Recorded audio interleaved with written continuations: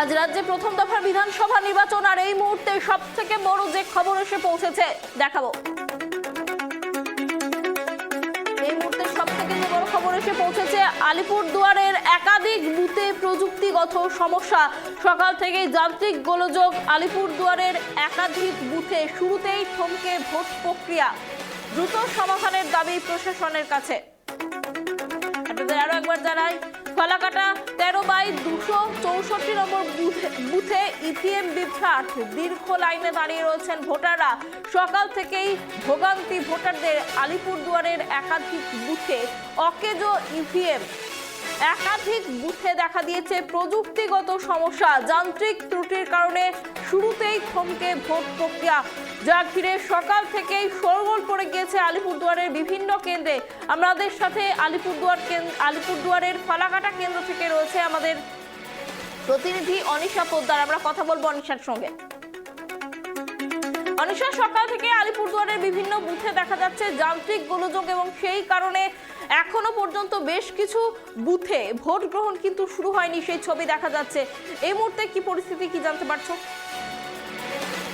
একদমই অনন্যা, তোমাকে জানিয়ে রাখি, আজ পশ্চিমবঙ্গে বিধানসভা নির্বাচনের প্রথম দফা নির্বাচন হতে চলেছে এবং ইতিমধ্যেই কিন্তু দেখা যাচ্ছে যে আলিপুরদুয়ার জেলার যে 5টি বিধানসভা রয়েছে, 5টি বিধানসভা কেন্দ্রের বিভিন্ন বুথগুলোতে কিন্তু ইতিমধ্যেই ভোটদান প্রক্রিয়া শুরু হয়ে গিয়েছে একদিকে। অন্যদিকে দেখা যাচ্ছে যে বেশ কয়েকটি বুথে কিন্তু এখনো পর্যন্ত ভোটদান প্রক্রিয়া শুরু হয়নি, অর্থাৎ সেটা ফালাকাটা বিধানসভা, আলিপুরদুয়ার বিধানসভা, গ্রাম, কালচিনি, মাদারিহাট, এই যে 5টি বিধানসভাতে কিন্তু বেশিরভাগ বুথে ভোটদান শুরু হয়ে গেল। অনেক বুথেই কিন্তু এখনো ভোটদান প্রক্রিয়া শুরু হয়নি।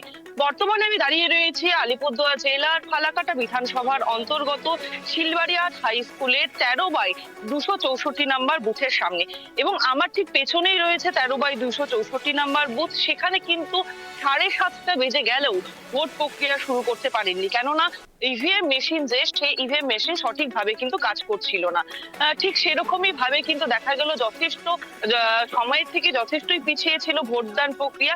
কিন্তু 1 থেকে 2 মিনিট হলো এখানে ভোটদান প্রক্রিয়া কেবলমাত্র শুরু হলো, এবং প্রথমে যারা 5 জন তারা কিন্তু কেবল ভেতরে ঢুকলেন তাদের ভোটদান করার জন্য। এবং আমার অপর দিকে, অর্থাৎ আমার হাতের ঠিক ডান দিকে, অর্থাৎ বর্তমানে যে আমার পেছনের দিকে, সেখানে কিন্তু রয়েছে ফালাকাটা বিধানসভার 13/265 এবং 66 নম্বর বুথ, এবং সেখানে কিন্তু যথেষ্টই নির্বিঘ্নতার সাথে কিন্তু ভোটদান প্রক্রিয়া চলছে। আমরা সরাসরি কথা বলে নেওয়ার চেষ্টা করব এখানে যারা সাধারণ মানুষ যারা ভোটদান প্রক্রিয়ায় অংশগ্রহণ করতে এসেছে তাদের কাছে।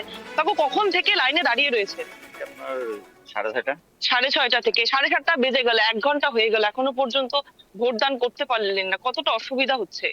অসুবিধা হচ্ছেই, এখন শুরু করছে আর কি, ভিতরে ঢুকাচ্ছে, এখন তো আরম্ভ করেনি। কেবল প্রথম যারা তারা ঢুকলো।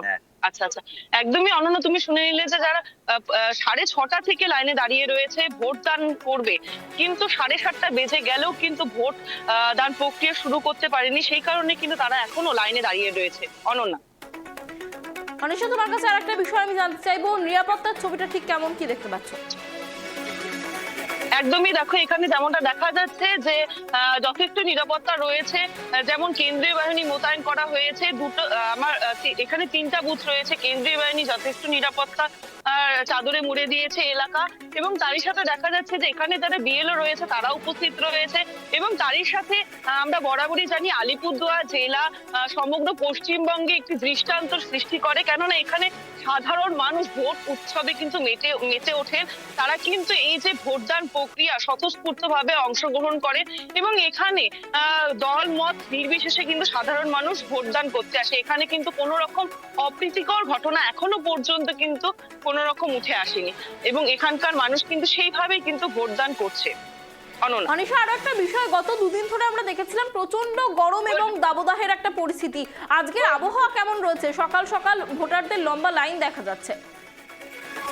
একদমই অনন্যা, আবহাওয়া সকালের দিকটাতে একটু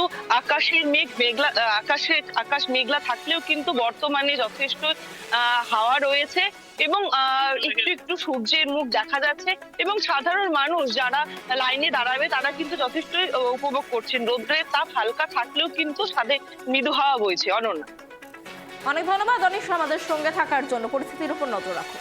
আপনাদের আরো একবার জানিয়ে রাখি, এই মুহূর্তে যে ছবি আপনাদের দেখালাম জলপাইগুড়ির ছবি, আলিপুরদুয়ারের ছবি, এবং সেখানে যেমনটা জানা যাচ্ছে আলিপুরদুয়ারের একাধিক বুথে সেখানে কিন্তু যান্ত্রিক গোলযোগ দেখা যাচ্ছে, একাধিক ইভিএম কিন্তু কাজ করছে না এমনটাই অভিযোগ উঠে আসছে, এবং সেই কারণে বিভিন্ন বুথগুলিতে ভোট গ্রহণ প্রক্রিয়া শুরু হতে কিন্তু বিলম্ব হয়েছে।